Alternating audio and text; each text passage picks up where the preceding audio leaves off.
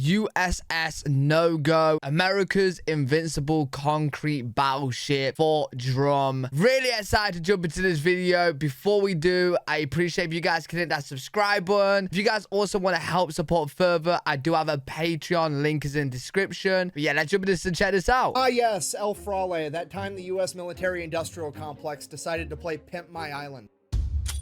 We're Today we're Pimpin' going Island. to Fort Drum. Yes, I realize that's a military base in New York. No, that's not what we're talking about. There's another Fort Drum. It's guarding the mouth of Manila Bay in the Philippines. It's also referred to as El Farley Island, America's unsinkable concrete battleship, or the USS NoGo. Basically, the U.S. Yo, imagine being called the USS NoGo. Like, just don't even go there with us. military took a tiny island and turned the entire thing into a gun, and we're going to talk about it. Right after a word from our sponsor. This video is brought to you... Wait, what do you mean? You're gonna turn that entire island into a gun?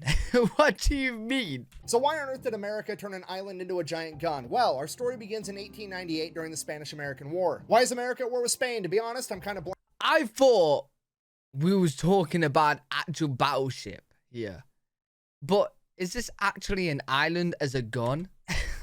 What? Well, our story begins in 1898 during the Spanish-American War. Okay. Why is America at war with Spain? To be honest, I'm kind of blanking out on that right now. Statistically, it's probably because they messed with our boats, so let's go ahead and double check that together. Maybe. How did the Spanish-American War start? The USS Maine mysteriously exploded in a Cuban harbor, believed to be the Spanish. See, I was right. It's always the boats every single time. Honestly, at this point, Jordan Peterson needs to go back and rewrite his book, because he actually wrote a book called 12 Rules for Life, and the fact that not fucking with America's boats wasn't rule number one seems like an oversight on his part. Anyways, so America sends a... Yo, that's actually true though. From what I've seen, just don't mess with America's boats. bunch of boats into Manila Bay to fight the Spanish while they're headed into Manila Bay. What? Part. Anyways, so America sends a bunch of boats into Manila Bay to fight the Spanish. While they're headed into Manila Bay, they pass this tiny little rock island called El Farley, and on El Farley there was a bunch of Spanish artillery that basically tried to ambush all the American ships. It didn't really work, but it was a super good idea. Fast forward, America wins the Spanish-American War, takes control of the Philippines. So now with America in charge, they decided that they wanted to be able to defend Manila Bay, and they remembered back to how the Spanish almost had a successful ambush by putting artillery on El Farley. No way. When the Americans in charge said, hey, hear me out. Instead of putting artillery on El Farley, what if we turned El Farley into artillery? So the engineer was like, okay, here's the plan. We're going to level the entire island perfectly tabletop flat, and then we're going to build an enormous concrete bunker on top of it with two battleship turrets, each of which having two 12-inch guns on them. So the engineer in charge draws the blueprints up, sends those off to the War Department to get approval, at which point... That's insane. That's insane. Imagine you're on a boat one day and you just see a building in the water, bro, with two... Nah.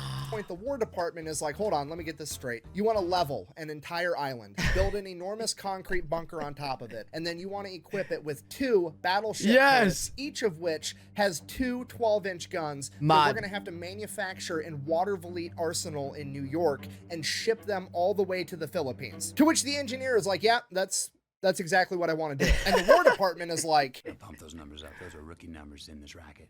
Because we're going to do 14-inch guns, each of which is going to be shooting 1,600-pound shells. If somebody tries to sneak into Manila Bay, we're literally going to start shooting cars at them till they go away. So they start construction in 19... Yo, what boats is passing this island, bro? Yo, what boats are past this island to be shooting them? 1909, and it takes them 5 years to finish, and what they end up with is away. So they start construction in 1909, and it takes them 5 years to finish, and what they end up with is Fort Drum. Its concrete is anywhere between 25 and 36 feet thick. The top deck is completely reinforced with steel, essentially making the entire... That's badass. That is actually badass. Entire fortress completely impervious to any weapon that exists at this point in time. Then the guns on top are 14-inch M1909 guns in a dual turret that was specially manufactured just for Fort Drum, and it is the only place they were ever used. This turret has armor that is 18 inches thick, virtually making that impervious too. Then, just in case being able to shoot cars at people you don't like while being inside of a bunker that makes you impervious to retaliation isn't enough, it also has 4 6-inch guns and 2 3-inch anti-aircraft guns. Of course. And inside the bunker, they have 6 months worth of food, their own power plant, and a distillery so that they can make their own clean drinking water. You know what? Now thinking about it, if there's ever a zombie apocalypse, I've always wondered where I'd go. I think I'm gonna go to Fort Drum. And a distillery so that they can make their own clean drinking water. Alright. Basically, it's the world's best doomsday bunker. So it's completely done. It's like That's what I'm 1914. saying. America has built this incredible weapon, and now, in true American fashion, we're not really going to use it until it's borderline obsolete, and then we're going to give it away to somebody else. So kind of fast forward through the next 20 years. I mean, there's always army guys stationed there and on hand in case anything happens, but nothing ever does. It's kind of like being stationed on a naval vessel, and because of that, the army guys that serve there give it the nickname the USS NoGo, considering it never fucking goes anywhere. Then, of course, during that same time period, I thought World War I. wait, I'm just like pausing randomly. I thought it was called USS NoGo because like you're not gonna want to mess with it. You know what I mean? Like, don't go with it. Don't fight that. It's called USS NoGo because you don't. It doesn't do anything. Like being stationed on a naval vessel, and because of that, the army guys that serve there give it the nickname the USS NoGo, considering it never fucking goes anywhere. Then, of course, during that same time period, World War I happens. After World War I, America downsizes their military considerably. Then the Great Depression happens, and because of that, pretty much no upgrades or maintenance gets done to Fort Drum during that entire time. So for its first 2 decades, it receives pretty much no upgrades. It's already becoming obsolete. Then in 1934, the US government comes out and says, over the course of the next 10 years, between 1934 and 1944, America is going to move towards establishing the Philippines as its own sovereign nation. So obviously they're also going to turn over Fort Drum to the Philippines, and because of that, they have even less motivation to do any upgrades to it, so none get done. Then during that 10-year time period, World War II kicks off in 1939, but America's not getting involved. We're minding our own business, and by minding our own business, I mean we're basically funding the entire thing through Lend-Lease, but, you know, we're not involved. Then Pearl Harbor happens in 1941, aka somebody fucks with our boats, now we're going to war. Bro, it's always messing with the boats. Like, always. That is literally the #1 way to literally, like, piss off America. In 10 hours after Pearl Harbor, the Japanese show up in the Philippines, they invade, the American forces are not ready, and they all get driven down to the Bataan Peninsula, which, as you can see, is also at the mouth of Manila Bay with Corregidor and Fort Drum. For like the next 5 months, while American and Filipino forces duke it out with the Japanese on the peninsula, Fort Drum is pretty much shooting at any Japanese vessel that gets anywhere near it. The Japanese vessels are returning fire at Fort Drum. They're launching air. Wait, during this time, is this now called like USS GoGo instead of NoGo? Because it's getting action now. It's pretty much shooting at any Japanese vessel that gets anywhere near it. The Japanese vessels are returning fire at Fort Drum. They're launching air raids, trying to bomb Fort Drum, none of which is effective at all. Also during this time, the Marines and soldiers stationed at Fort Drum rip all the buildings on top of it off, throw that shit in the ocean. They also tear down the 60-foot search tower and get rid of that as well. That way, the massive turrets can do a full 360 and be able to shoot in any direction. Then April 9th, 1942, Bataan falls, and the only thing left is Corregidor, Fort Drum, and 2 other small coastal forts. For weeks after this, the Japanese shell both Corregidor and Fort Drum with naval gunfire, as well as conduct bombing runs. Fort Drum is pretty much completely impervious to all of it, which infuriates the Japanese. Corregidor, on the other hand, is nowhere near as fortified, and they are hurting bad. Because of this, the majority of Corregidor's defenses have been completely destroyed, and the only thing defending Corregidor now is Fort Drum. On May 5th, 1942, the Japanese would launch an amphibious attack on Corregidor. Fort Drum would land direct hits on 2 Japanese landing craft, destroying them completely, infuriating the Japanese even further. Despite that, it wasn't enough, and Corregidor would fall on May 5th. The concrete battleship and the 240 men manning it are now the last holdouts in the Philippines against the Japanese, and it is pissing the Japanese off. And an immediate retaliation. Well, yeah, because like the Japanese are going around and then like they're doing fine, right? And then you just got Fort Drum just firing at them all, and he can't do nothing. For them taking out several of the Japanese is pissing the Japanese off. And an immediate retaliation for them taking out several of the Japanese landing crafts at Corregidor, they begin launching air raids against Fort Drum, and they are again completely ineffective. During those air raids, some of the Marines manning the anti-aircraft guns would manage to shoot down a Japanese bomber, only serving to piss them off even more. At this point, General Wainwright, the man left in charge of American forces in the Philippines after General MacArthur abandoned his men and fled to Australia, issued the order that all American forces were to surrender on May 6th at noon. At this point, according to the legend, the entire crew of the USS NoGo, aka Fort Drum, gets together and they have a conversation and talk about whether or not they want to even follow this order, because they think they can go toe-to-toe with the Japanese forever inside of this concrete monstrosity. Yo, I absolutely love that, bro. I absolutely love it. They're just in there going, yo, we can go forever, boys. Fortunately, they would come to the realization that this decision had already been made for them because at some point, the distillery that purifies their drinking water became damaged, and without U.S. ships being able to bring them water, they weren't going to be able to hold out. So, given that they have to surrender tomorrow, but they still want to fight, they decide, hey, let's get rid of all this ammunition that we have. And they fire at the Japanese ships non-stop as fast as they can for like the next 18 hours straight. And apparently, according to legend, it got so hot inside of Fort Drum that it was able to increase the muzzle velocity of the guns, and they were able to score more hits on Japanese ships that thought that they were out of range. And they continued to fire non-stop until 11:59 on May 6th, when they were finally forced to surrender at noon. They then proceeded to sabotage the guns, the power plant, and flood as much of Fort Drum as they possibly could, making it useless to the Imperial Japanese. At the time of their capture... Yo, that is badass, bro.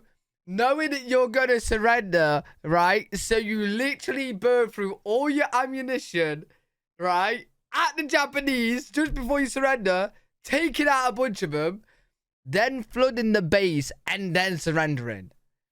Okay. You don't want to surrender, right? But if you're gonna go out surrendering, that is the best way to go out surrendering. Right there. All 240 men were still alive, and only Imperial Japanese. At the time of their capture, all 240 men were still alive. Wow. And only 5 of them had been injured after weeks of combat. They would then be taken as prisoners by the Imperial Japanese, where the majority of the men would be tortured, starved, and worked to death. And it is believed that less than 30 of the men at Fort Drum returned home after World War II. Fast forward 3 years. Yo, what's the point? What was the point of surrendering then? Huh? They may as well just stayed in Fort Drum just fighting. What? Did they know that like that was gonna happen, or did they have different like arrangements? I don't know. I don't know. Yeah, tough situation. 30 of the men at Fort Drum returned home after World War II. Fast forward 3 years, 1945. America is now winning the war in the Pacific, and they have returned. Oh wait, they just had to surrender because they was running out of war. They got no choice. They literally had no choice. Wow, that's crazy though, bro. War II. Fast forward 3 years, 1945. America is now winning the war in the Pacific, and they have returned to the Philippines to reclaim them from the Japanese. At this point, Fort Drum is believed to be completely inoperable, and nobody has seen anything that would suggest otherwise until in April of 1945, an American PT boat would get a little bit too close, and Japanese machine guns would begin firing upon him from Fort Drum. This info gets sent up the chain of command, at which point nobody really knows what's happening. Maybe they're trying to restore Fort Drum and use it. Maybe there's just a bunch of Japanese soldiers that are being barracked there. Who knows? Either way, Uncle Sam says, you know what? That's mine, and I'm gonna need it back. So at first, they try to bomb it with planes. Obviously, that's not gonna work. It didn't work when the Japanese did it. I don't know why they thought it would work now. Then they send out a cruiser to shell it with naval gunfire. Yo, only... How is it now that the Americans are not in Fort Drum? The Japanese are, and now the Americans are trying to take it back. Their own base. I don't know why they thought it would work now. Then they send out a cruiser to shell it with naval gunfire. Again, obviously it doesn't work, at which point shit proceeds to get out of hand pretty quick. Basically, the chain of command didn't really know what to do, so they're like, hear me out. Let's just give the blueprints for Fort Drum to an entire platoon of Army combat engineers, aka the demolition men, and tell them to get rid of it, and the sooner they do, the sooner we all get to go home. So the engineers take the blueprints, they go come up with a plan. I don't really know how long it took them. I presume about the same amount of time it takes them to smoke a cigarette. That's probably not a coincidence. They come back to the chain of command. They're like, okay, here's what I need. All right, we're gonna need an entire company of infantry, 1,000 gallons of gasoline, 2,000 gallons of diesel, all the incendiary and white phosphorus grenades you can... Wait, are they gonna burn them inside?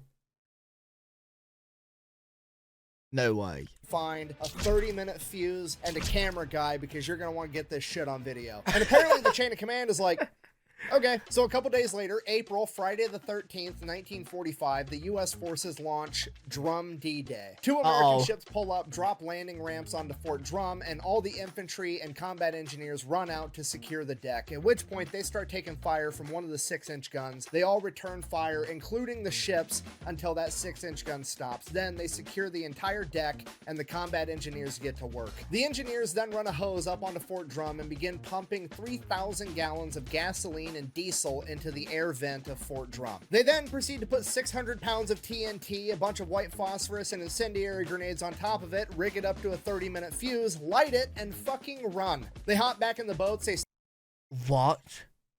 Bro, what did the people in Fort Drum just shoot at them now?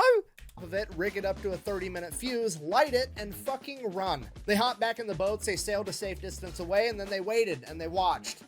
And this is what they saw.